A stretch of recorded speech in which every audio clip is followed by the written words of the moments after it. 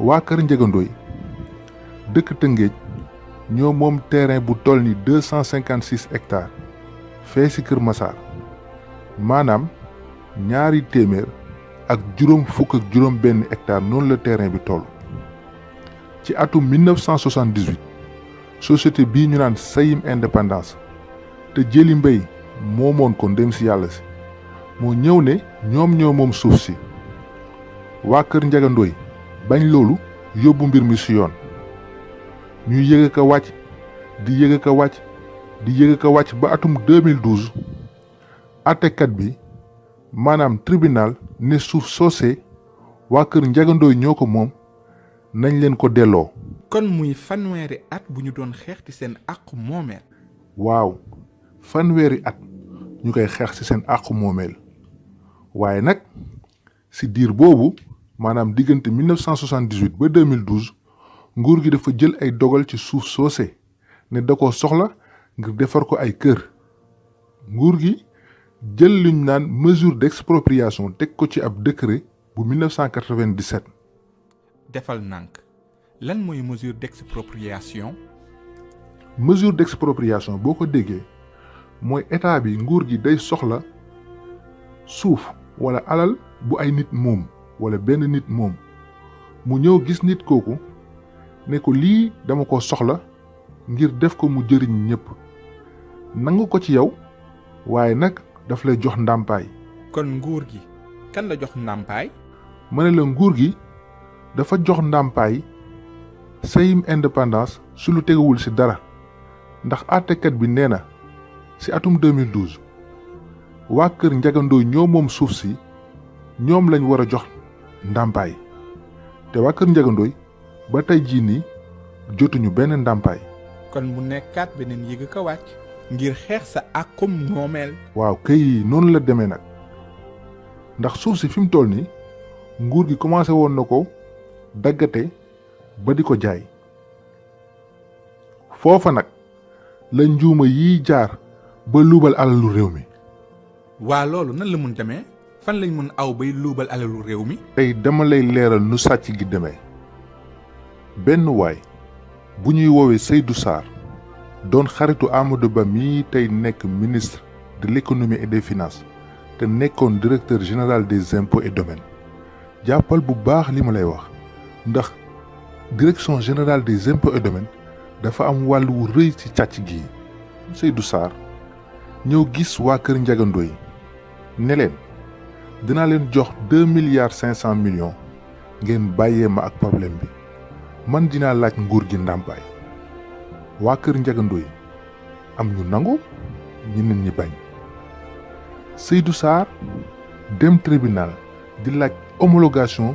jënd bi mu jënd problème bi. saawaay lan mooy homologation. homologation bu tribunal boo ko déggee mooy jënd bi waa ji jënd kayit gi nga ko jox ne ko jaay nañ ko problème bi moom pour kayit googu am valeur mu mën koo teg ci taabal ji pour mën a laaj ak il faut que tribunal nangul ko loolu la ñuy wax procédure d'homologation waaye nag tribunal dafa bañ homologation boobu ci novembre 2016 teg ko ci article 30 bu loi 76/67 du 2 juillet 1967 tribunal ne waa ji àqu ndàmpaay bi nit di am ci nguur ginnaaw ba mu nangoo suufam kenn mënu koo jaay. waa ji yemul foofu de mu def appel bi mu demee cour d'appel le 11 janvier 2008 cour d'appel dëggal àtte bu njëkk bi. loolu lu muy tekki mooy waa kër Ndiaga Ndoye rek ñoo am sañ-sañu laaj ndàmpaay ba léegi. waa xanaa loolu war a jeexal wax bi nag. waaye Seydou Sarr dafa sax ci njublang gi mu bëgg a njublang réew mi ci kaw loolu moom Seydou Sarr mu dem gis waa l'impôt di laaj ndàmpaay Seydou indaale ñaari kayit yu teguwul ci dara ne moom suuf si teg ko ci ñaari société yu bokkul. waaye mbokk yi li doy waar ci mbir mi mooy réunion commission bi natt njëgu suuf si dafa jiitu bés bi ñu ne moom la Seydou Sarr signé kayit yi. waa loolu nu mu mën a nekkee leeralal ma loolu bu baax a baax. maanaam commission bi réunion na ba wax prix ba natt fi suuf si toll ba sa ëllëg sa waa ji doog a signé kayit gi nga xamante ni moom la commission bi basé pour natt prix bi te loolu yemul foofu de suuf si njëg giñ ko nattee dafa ëpp fuuf li yoon wax te njëg gi dafa ëpp tamit li ñu jox ndàmpaay ñi ñu toxal ci TER bi te ñoom ñoo ñëpp ñoo bokk même zone bi te yàlla bu la naree weer. waa léegi ba léegi nag waxoo ma nan la 94 milliards yi demee. waa direction générale des impôts et domaines mënoon nañoo yemale foofu wax ji ndax li waa ji indi xam nañ ni xel ni baaxul ci loolu ñu jox Seydou Sarr 44 milliards 800 millions ci benn wàll wi joxaat ko 49 milliards 950 millions ci beneen wàll wi muy 94 milliards 794 millions si anam yooyu lañ ko joxe. ndeysaan kon waa kër Njaga Ndooy ñoom nu ñu mujjee. waa kër Njaga Ndooy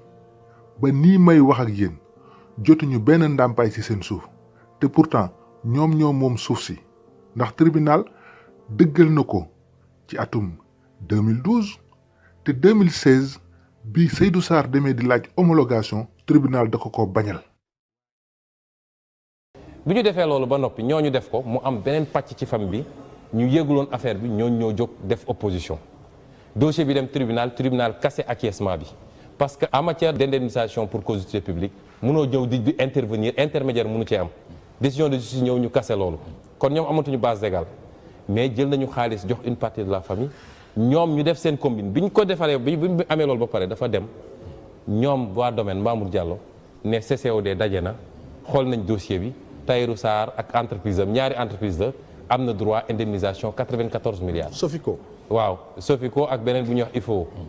xam nga loolu triant weesuwul loolu ab famille doon daw ci àqam ñoom administration ñu toog ne duñ leen ko jox nga yónni sa nit mu dem def nax famille bi wëlbatiku le lendemain nga ne ko yow jox nga leen 2 milliards waaye ñun état nañ la jox 94 milliards. bi ma gisee dossier bi ma xam ne lii mbuxum la ma jël sama bic bind. moo tax suñ naan war nañoo déglu Sonko man maa bind procureur de la République lettre a ngi nii yem ma ci ma bind IGE bind OFNAC daal di def le détail du dossier mi ngi nii avec les pièces justificatives ne leen lii c'est un cas grave de corruption ba tey jii IGE woowu ma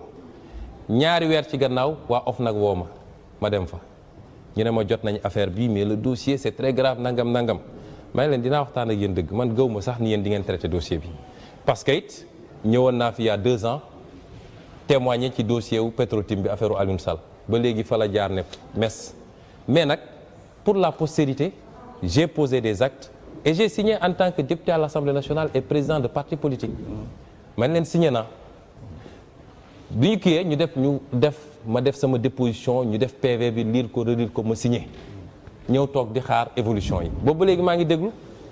donc man maa bëgg procureur ubbi dossier bi léegi nag li ñu wax du dëgg man aw ma cabinet bu tudd Mercalex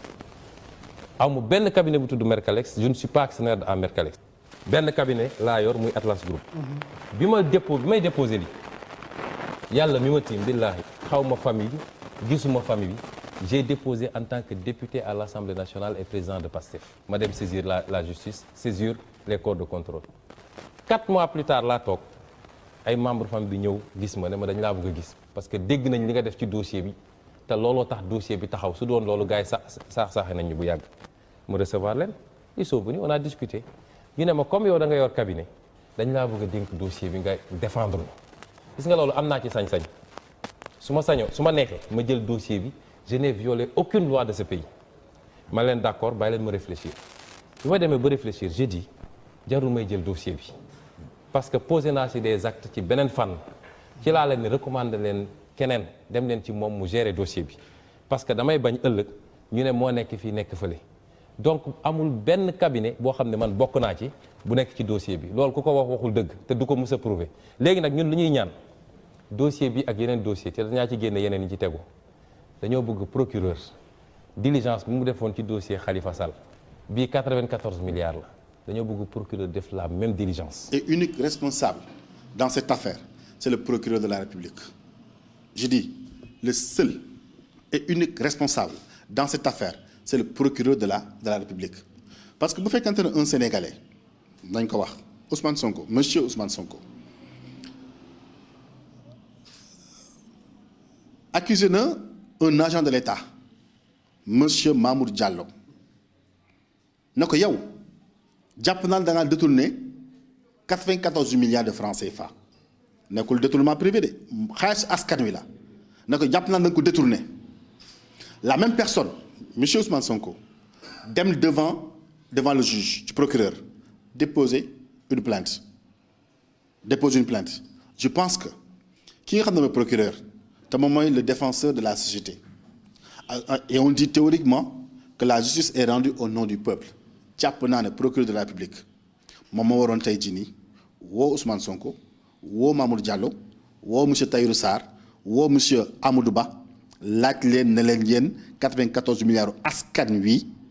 foo leen ko dugal ak nu mu wala nu mu demee lu yomb la tey jii nii su ma accusé woon tey keneen de détournement procureur moom mu war a jël responsabilité en tant que défenseur de la société